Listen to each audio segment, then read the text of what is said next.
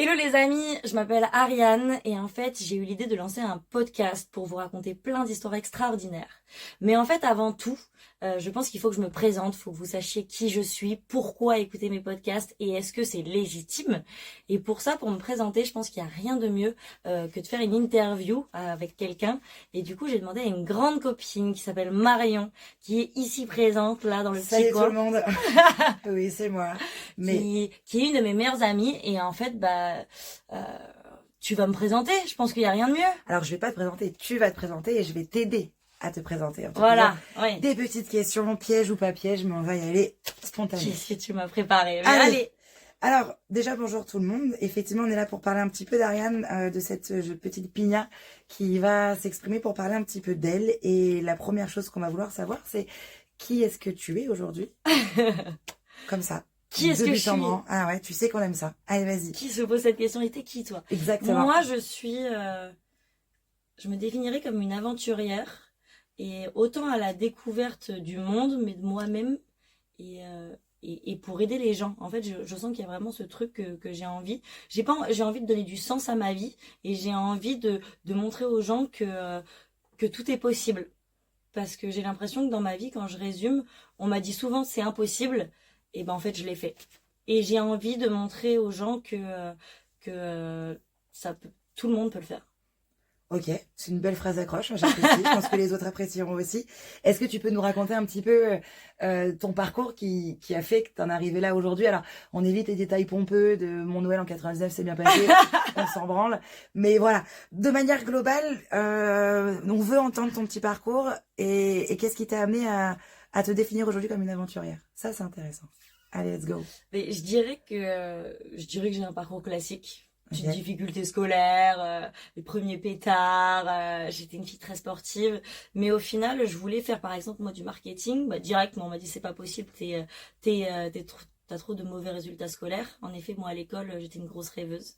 Je regardais par la fenêtre au lieu d'écouter les cours parce que je savais pas pourquoi, j'avais pas de sens à ça.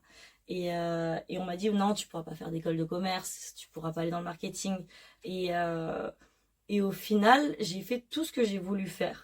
Donc j'ai été chef de produit dans une énorme multinationale. Et à un moment donné, en fait, je suis arrivée à la vie parfaite. J'avais un copain depuis 6 ans, j'avais un super appart sur Versailles, je gagnais bien ma vie, j'avais un chien, j'avais des amis, j'avais tout ça. Et pourtant, en fait, il me manquait un truc. Et je me sentais coupable de ça, en me disant, mais rien, tu peux pas te plaindre. Mais il y a quand même ce petit truc, et en fait, ce qui me manquait, c'était de vivre. C'était ce petit truc qui, tu sais, qui te fait vibrer, là, cette étincelle. Et en fait, c'est là où je me suis dit, je me suis juste posé la question un jour, comment tu pourrais pallier à ça, comment tu pourrais être heureuse. Et Tulum m'est venu dans la tête. C'était quelque chose, moi, que j'avais, ça fait 10 ans que c'était mon rêve de vivre à Tulum, au Mexique. Et la pandémie est arrivée et j'ai décidé de faire de la pandémie un peu une opportunité, même si c'était une terrible épidémie. Et j'ai sauté dans un avion, j'ai tout lâché et je suis partie vivre au Mexique. J'ai paniqué, j'ai fait des crises d'angoisse, j'ai dit je suis Classique, une quoi. grande Voilà. tarée Ouais. d'avoir fait ça. Personne ne croyait en moi pratiquement en disant mais t'es une grande folle. Et en fait tout s'est présenté à moi et c'est là où je me suis même ouvert aux énergies, à la spiritualité. Et en fait j'ai fait tous les jobs de mes rêves. J'ai managé un des lieux iconiques de Tulum. Après j'ai été la directrice d'une grande entreprise de luxe. Et maintenant je suis là devant toi avec ce nouveau projet. Eh ben c'est super et justement on va y aller tranquillement. Je voulais juste reprendre un petit terme quand tu disais voilà je suis arrivée, j'ai fini avec mon appartement, mon chien, mon mec, ce que tout le monde rêverait idéalement parce que c'est ce que la société nous dicte. Et tu me dis il me manque quelque chose. C'est un peu tu me disais l'autre fois putain c'est ça en fait la fin du jeu quoi. La fin du jeu c'est ça le cadeau, c'est nul. Tu vois, c'est exactement, Ouais. c'est comme quand tu joues à un jeu, la vidéo, ou je sais pas, ou tu regardes un film Hunger Games, tu vois. Et ça y est, t'es la survivante, t'as réussi, ou t'as fini le jeu, tu vois, et tu te dis, waouh, il y a quoi? Et en fait, je me dis, bon, c'est cool, mais, Manque un truc quoi. Manque un ouais, truc. il est où c'est où enfin, je sais pas comment dire ça. Est-ce que c'est ça Et- la finalité de ma vie? Est-ce que vraiment, en fait, je me dis maintenant que j'ai coché toutes les cases, est-ce que j'y vais pendant 45 ans, je vais rester comme ça à bosser, faire mon marketing, être avec mon mec, avec mon chien, enfin il vit que 10 ans, mais on en reprendra d'autres, un appartement en plein Versailles, est-ce que c'est ça ma vie? En gros, c'est ce que tu ouais. t'es demandé. Et il y a surtout ce côté de regret, tu vois ce que je veux dire? on a tous des choses en tête, mais souvent on se dit non, mais là je suis bien, donc je vais pas tout risquer. Arrête, Ariane, ne fais pas ça, tu vois. Et en fait, tu te fous un peu en crise existentielle, mais volontairement. Moi, je suis un peu une tarée quand même. Je me suis fait ça, j'ai tout perdu volontairement. Et en fait, il y a deux types de personnes à ce moment-là. J'ai toujours dit, quand tu touches le fond, c'est pas grave. Mais c'est juste, en fait, il y a un type de personne qui va se laisser couler. Et là, attention, là, par contre, ça peut être très dangereux. Et là, il y a un autre type de personne qui va pousser tellement fort sur ses jambes, alors qu'il a plus rien et plus de force, qu'il a plus ses piliers, et qui va revenir, mais tellement plus haut qu'il n'était originellement, que là, ça y est, là, sa vie a du sens. Et bah, du coup, je me suis foutue là-dedans, moi. Très bien. Bah, ça allait un petit peu avec la question que je voulais te poser. Qu'est-ce qui a fait que tu as tout envoyé bouler? Tu nous l'as un petit peu expliqué, mais est-ce que tu peux détailler comment t'as envoyé bouler tout ça? Tu as parlé un petit peu d'énergie, là. J'ai entendu que tu es parti un petit peu sur ta spiritualité, là, juste avant. Est-ce qu'il y a eu des synchronicités? Est-ce qu'il y a eu des choses qui ont fait que tu t'es dit, allez, let's go. C'est le moment, j'y vais, je crois en moi, je crois en les signes du destin. Tu les appelles comme tu veux.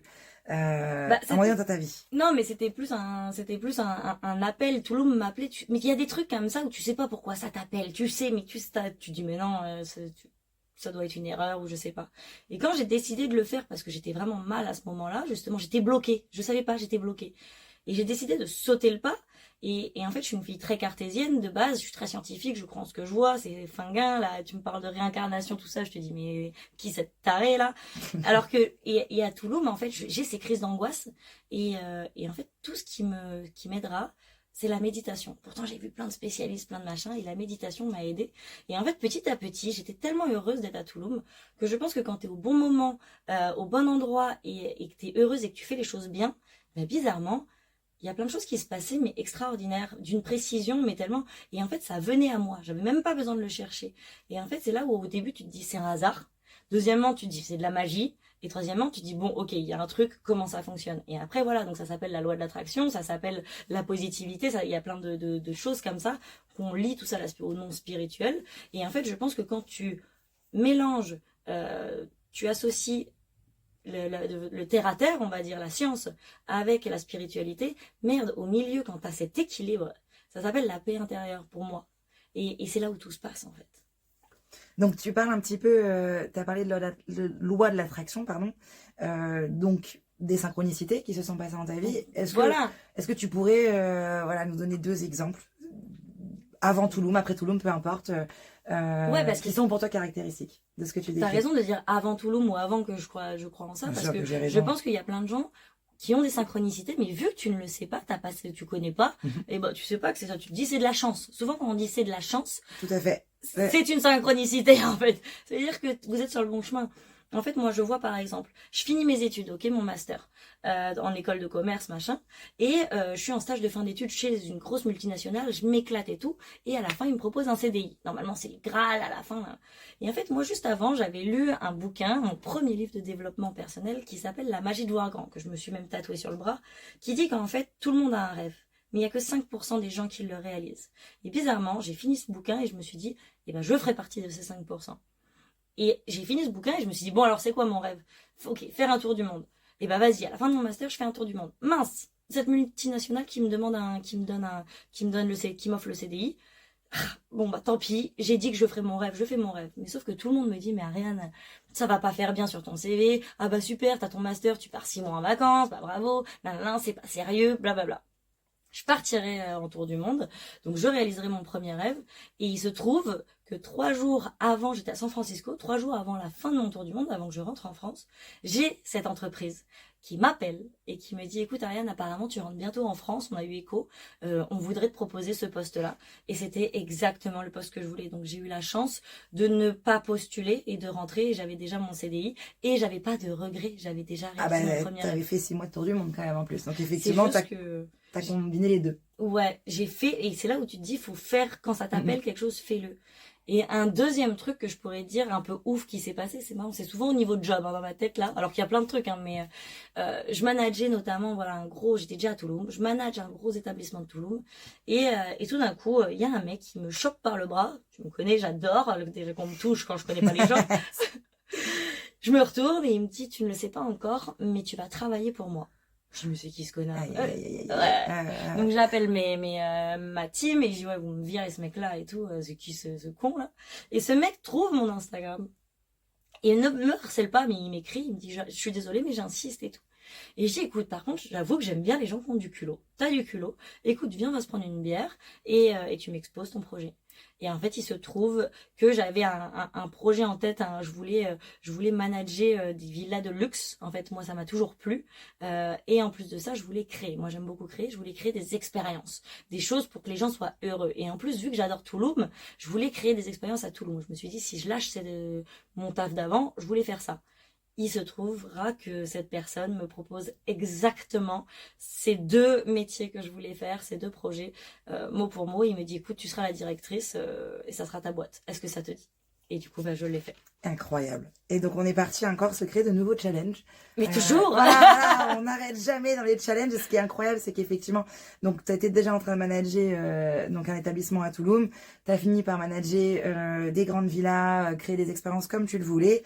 Et aujourd'hui, voilà, tu te dis, j'ai des challenges, j'en ai fait et j'en veux encore. Et apparemment, on est là pour présenter un nouveau challenge que tu t'es encore mis en tête. C'est un podcast. Donc, est-ce que je vois, t'es encore en permanence en train de te mettre des nouveaux challenges. T'as effectivement été, donc t'as été à Touloum, t'as appris le management d'un établissement à Touloum, puis après t'es parti, t'as suivi un mec que tu connaissais ni d'Ève ni d'Adam pour refaire encore un nouveau challenge pour des villas. Et là, on est encore là pour un nouveau challenge que tu te mets, c'est des podcasts. Est-ce que tu peux nous raconter un petit peu, qu'est-ce que c'est? Qu'est-ce que tu nous proposes? C'est quoi? On y va. Alors, pour un peu partir c'est bizarre, d'accord, mais je pense que ma mission, c'est de créer des arcs-en-ciel. Non, elle n'a pas fumé de drogue. Non, je n'ai pas fumé, je vous le promets. C'est-à-dire que Vérane, une très bonne amie que toi tu connais très bien, il se trouve que moi, avec Vérane, on se connaît depuis qu'on a 3 ans, et il se trouve qu'il y a quelques années seulement, moi je me rappelle pas de beaucoup de souvenirs de quand je suis petite. Et il y a quelques années, Vévé vient me voir et me dit, Ariane, putain, mais tu te rappelles quand tu me disais que tu savais créer des arcs-en-ciel quand on avait 4 ans et tout ça, et que tu croyais en la magie? Et elle me dit ça, et tu vois, je flippe, enfin, j'ai honte. Je me dis, mais qu'est-ce que j'ai dit? Et en fait, maintenant que j'ai confiance en moi, tout de suite, je lui ai dit, tu sais quoi? Ouais, mon pouvoir, c'est de créer des arcs-en-ciel. Et en fait, ça veut dire quoi, de créer des arcs-en-ciel? C'est une image, oui, bien sûr, mais en vrai, pourquoi pas garder cette innocence pour moi, en vrai, le but d'une vie, c'est quand même de rendre fière la petite fille que t'étais, en vrai. Totalement. Tu vois?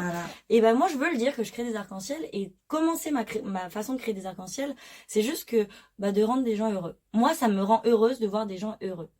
Et en fait, comment créer un cercle vertueux comme ça? De par ma vie un petit peu spéciale, parce que je voyage énormément, je me rends compte beaucoup de gens qui m'inspirent beaucoup. Des gens extraordinaires, peu importe leur niveau social, ils ont des vies de ouf, et ils font du bien pour les gens ou pour la planète. Et je me suis dit, j'ai la chance de rencontrer ces gens-là. J'aimerais que les gens qui n'ont pas ce train de vie que j'ai, aient quand même accès à ces gens-là et à ce discours pour pouvoir les inspirer. Pour moi, c'est juste ça. Venez, on s'inspire tous et on se tire tous vers le haut. Et ce podcast, ça serait, le moyen de donner accès à ces gens qui font des trucs incroyables. Et de l'autre côté, à ces gens qui écoutent et qui pensent qu'ils ont des rêves et que c'est impossible, de dire, mais regardez, ces mecs, ils sont comme nous de base. C'est juste, ils ont pris des risques ou voilà leur histoire. Donc voilà. Donc concrètement, tu voudrais amener un peu plus de positivité? Total. En expliquant, on en a déjà parlé, le monde est un peu terrible aujourd'hui. Quand tu tapes tu regardes les médias, c'est que des catastrophes. Toi, tu as envie de montrer un peu l'inverse. Est-ce que tu peux détailler un petit peu plus comment concrètement tu vas mener ton podcast? Là, on est sur un aspect plus technique dans mes questions. Qu'est-ce que les gens vont voir? Qu'est-ce que les gens, quand ils vont venir sur ta page, ou là où tu le mettras, qu'est-ce qu'ils vont voir? Est-ce que tu as des épisodes différents? Est-ce que Mais pour structurer ce podcast, exactement. La structure, exactement. Je me suis dit, il y aura des interviews, justement, des gens que je rencontre. Il y aura, moi aussi, je m'interviewerai moi-même. Non, mais j'apprends tellement, tu vois, et je me rends compte tellement de choses ou des fois, ça sera parce que les gens parlent une autre langue ou quoi que ce soit. Donc, du coup, je pense que j'en parlerai de moi-même, de mon évolution en fait. Très bien. Autant les galères, je veux parler de tout. Je suis une perfectionniste de base et j'en ai marre d'essayer d'être parfaite. Venez, on n'est pas parfait et c'est comme ça qu'on avance aussi. Tu vois ce que je veux dire? On accepte les galères. Et d'un autre côté, alors moi, j'ai besoin de toi. Je l'attendais. C'est évident. Et pourquoi tu as besoin de moi alors? Tu n'es pas que là pour me présenter. Apparemment, ouais. En fait, j'ai besoin, la positivité, c'est bien, mais c'est pas pour autant, je veux pas un podcast cuit les petits oiseaux. Ouais. Le monde, ouais, c'est la merde en ce moment, d'accord? Ah oui, Et on est j'aimerais d'accord. un ouais, c'est la merde, Marion. Parce que toi, t'es très terre à terre, mais t'es une nana et t'es une telle oratrice, t'es mon amie. Et c'est-à-dire que t'es la preuve Elle abuse vivante. un peu, hein, mais Je je peux pas dire, mais l'ai toujours pas fumé. donc je Et suis la non, preuve vivante. t'es la preuve vivante que on peut être des fois pas d'accord et pourtant on est super amis et super complémentaires et à chaque Mm. fois on se tire vers le haut, tu vois. Et je pense que c'est intéressant de montrer aux gens, regardez, c'est pas grave, personne n'a raison, hein, on s'en fout, personne n'a la bonne parole, mais d'éveiller les esprits, de créer le débat. Tu vois ce que je veux dire? De, encore une fois, de s'ouvrir et d'être solidaire au final. Tu vois ce que je veux dire? Ouais, je suis pas d'accord. Ah oui, pourquoi? Bla bla bla. Et on va avancer tous ensemble comme ça. Donc concrètement, tu as besoin de ramener un peu de cynisme aussi dans tes podcasts pour montrer qu'on peut penser parfois différemment. J'ai besoin d'une nana qui, quand je vais te parler de Miracle Qui Morning, te disent non, moi je dors. Et je t'emmerde. C'est ça un mot que tu veux? Mais je vais te le faire. tu Pas de vois, problème. Non, mais mais ça je me va. savais que t'allais être parfaite. Ça me va. Donc très bien. Donc de ce que tu me dis, on a plusieurs formats qui permettent un petit peu aussi de toucher plusieurs publics. Parce que effectivement écouter des podcasts sur des gens qui ont fait des super projets c'est ultra intéressant, mais comme parler un petit peu, alors je sais pas combien de temps tu voudras les faire, on en reparlera peut-être plus tard, voilà, parler un peu des débats actuels sur la vie et de rajouter un peu de positivité et du cynisme, c'est permettre aux gens de passer un bon moment autour d'un petit verre. J'imagine qu'on est sur ça aussi. Mais attends, je t'ai pas servi de la bière Ah pour là, rien. on y est, on y est. Elle me bourre la gueule, je vous le dis, elle me bourre la gueule. Je veux que ça soit entre nous. Je veux que ce soit Voilà. tout le monde à ça quand t'as des discours avec des potes et c'est pour ça que je t'ai choisi aussi. Malheureusement, On a ouais. toujours ces débats Jusqu'à 5h du matin. jusqu'à 5 heures du matin, tu vois. Et on a tous des amis comme ça. Et combien de fois je me suis dit, ouah, j'aimerais mettre un petit micro entre nous, tu vois. Moi un peu Et, moins, mais ouais. et je veux qu'on parle de tout, sans tabou. Je veux que Qu'on y aille et que ce soit freelance, quoi. Que ce soit free, libre. ouais, Et sans- que les gens puissent parfois peut-être y trouver aussi quelque chose qui les rassure. Peut-être que exactement. c'est ça, puisque tu On veux est aider les tous dans gens. le même bateau. Très bien.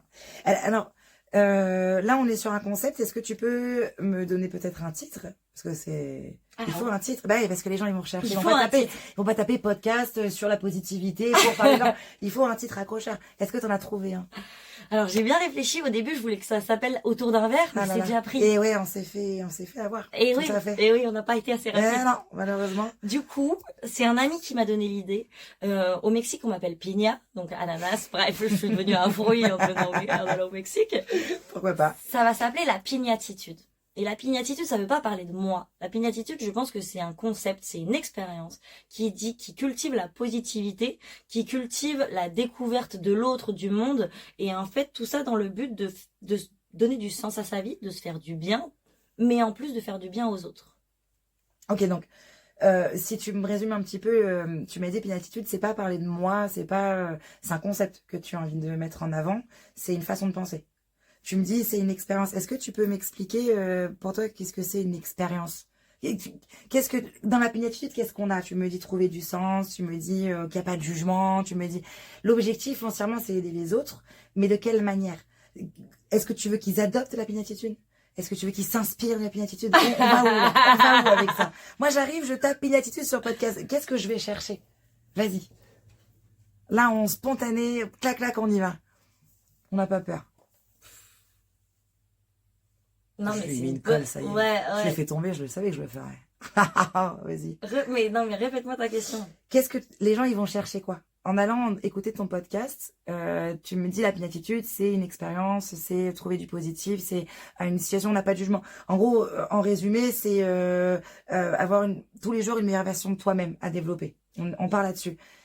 Les gens ils vont chercher quoi là-dedans Mais quand pour tu moi, parles d'expérience? Pour moi, il y a deux choses. Quand les gens vont écouter ce podcast, il y a deux choses. Je pense vraiment que la négativité attire la négativité et la positivité attire la positivité. C'est-à-dire que moi, j'en ai marre d'écouter les médias et d'entendre que c'est la guerre, de me sentir inutile ou des choses comme ça. J'ai que des mauvais trucs. J'aimerais que les gens, par exemple, les Parisiens qui ont ce truc de métro boulot dodo malgré eux, ou qui sont dans les gens qui sont dans les embouteillages, mettent le podcast, tu vois, et se dire ah allez. Vas-y, dis-moi qu'il y a un peu de bien là dans ce monde-là. Ça fait du bien. Venez, on respire. On se dit mais il y a encore des gens bien dans ce monde, même si c'est la merde. Tu vois ce que je veux dire? Ouais. Et deuxièmement, c'est vraiment comme je t'ai dit, ce truc où tout est possible. En fait, on a tous un rêve. Et en fait, de te montrer que lui, il l'a fait. Ne te compare pas. C'est juste que déjà, ça fait du bien de voir qu'il y a des gens qui font du bien à la planète et aux autres.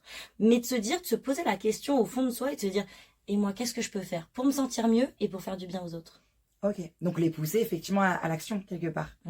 Inspirer et pousser à l'action, ouais. Total. Partager.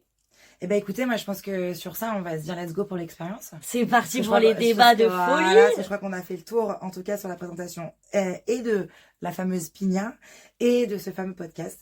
Donc on va Merci, s'arrêter Marion. là. Merci, mais merci à toi, merci à toi. Je t'ai pas fait totalement tomber, je suis un peu dégoûtée. Je pensais te piéger un peu plus, mais sur les prochains débats, on en reparlera. Oui, j'en doute pas que tu vas me piéger. Allez, Allez, on va créer des arcs-en-ciel. allez, à bientôt. Super, j'ai hâte. Allez, c'est parfait.